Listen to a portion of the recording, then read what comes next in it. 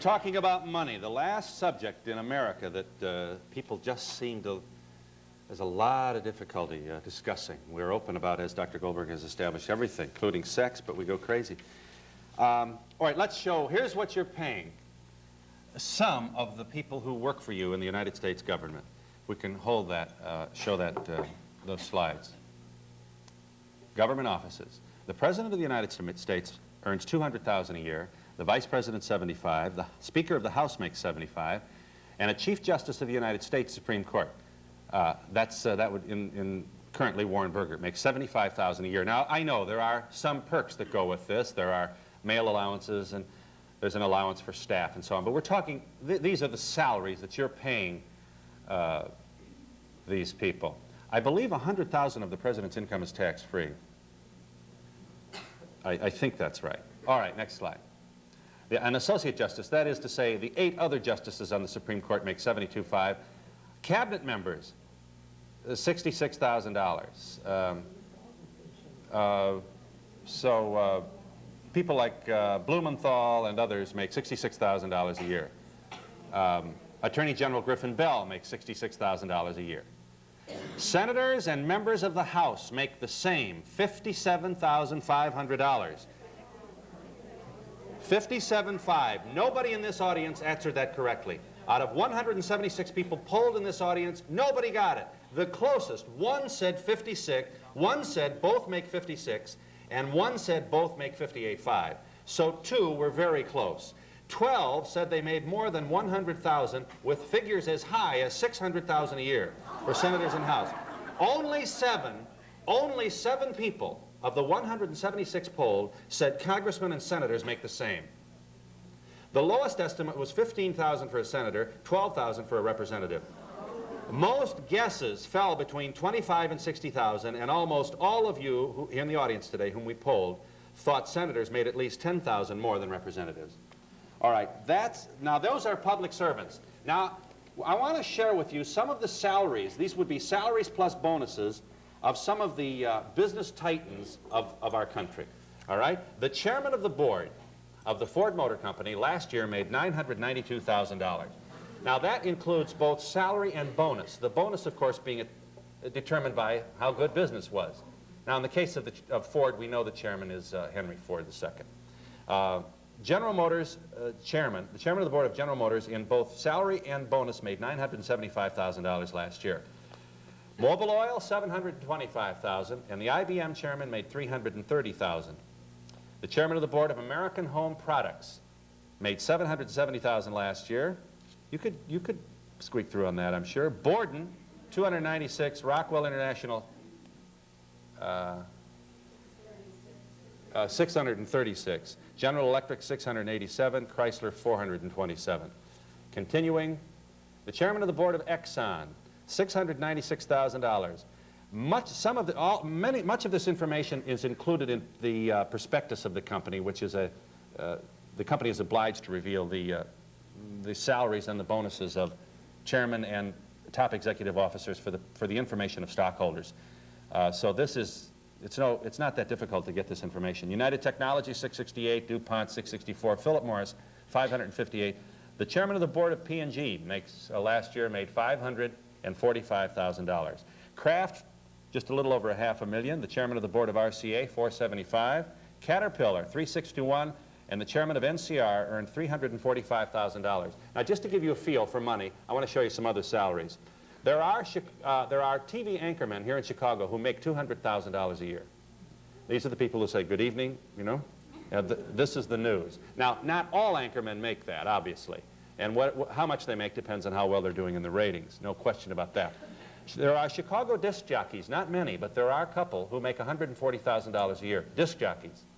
And a Chicago TV sportscaster, not a play-by-play man, but the man who gives you the sports in the evening, makes $135,000 a year. How do you feel about that? Terrible. Well, you know what I'm thinking? If we paid our senators and congressmen the way we pay corporation presidents in terms of their contribution to the, like I think corporation executives get paid because of the profit standings and what they contribute to the company. And what if we paid senators and congressmen anywhere from $10,000 to $200,000, depending on what they contributed to the welfare of our country? But how, well, yeah, but we're going to have to agree that's not a very practical solution. I mean, who's going to decide? You know, he voted against Panama, so I think he deserves a raise. No, I think he deserves it because he voted for it. You'd go crazy with that. There is a question about whether or not, it's interesting, if the salaries of the public servants were more equal to the salaries of the titans in our society, would the temptation for graft or dishonesty be less? Would Tunson Park have as much influence? I don't know. It's a question. Yeah, and I think a lot of them, in our contemporary society, to reach the level of being a senator and to make $57,000, and he knows that a Chicago disc jockey's making $150,000, must drive him bananas. Yeah. You know? We'll be back with Herb Goldberg in just a moment.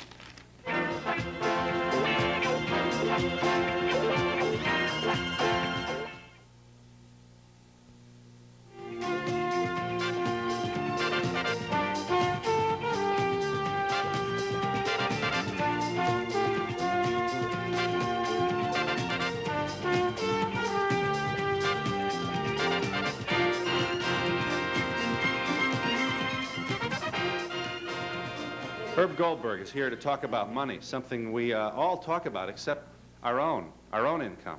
Exactly, and I think that one of the things that really concerns me about the issue of money is that people develop incredible philosophies that they claim to be truths. Like we talk about in our book about, let's say, the Godfather-type personalities, who feel for sure if they have a little less money, the world's going to humiliate them and they're not going to get any respect. Or the security collector, who feels for sure that if he doesn't keep saving up money, the world's going to collapse tomorrow. And I think it's important to begin to explore those issues. Could I bounce back to kids for a minute here? That really Sure. kind of touched home with me. I have a 14-year-old, and maybe I'm way off base with this, but I think if I were to sit down with her and allow her to share in the distribution of our money as it comes in during the month, show her where the bills are paid and where all this money goes to. You know, when I tell her that I can't afford to buy her something in a particular week, she doesn't know why, you know. Exactly. Possibly when she leaves home in a few years, she would be able to manage her money better and not... If you actually showed her the checkbook and your budget. And Sure, sure. She would be able to manage her money better, and at age 18 wouldn't be owing all the credit cards and all that kind of You're stuff. married. You're not a single parent. No, I'm married. Would your husband be willing to share his income with your 14-year-old daughter? I don't believe so. This is why I would like some feedback to see if my opinion is just off base or shared by some of the other mothers. Well, I think that you're making one very important point. I assume you're talking about a girl, right?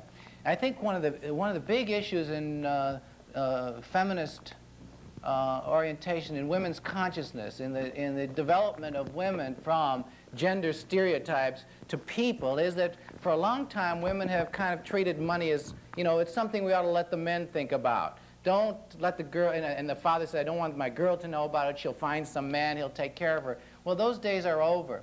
And it's really important for women, one, to begin to understand the role that money plays, understand what their husbands go through to make that money, and also to become money-oriented so they can take care of themselves, so they can relate to men as people rather than as... Because the traditional male-female relationship in the old days was almost like father-child, you know. The husband doled out the money to his wife.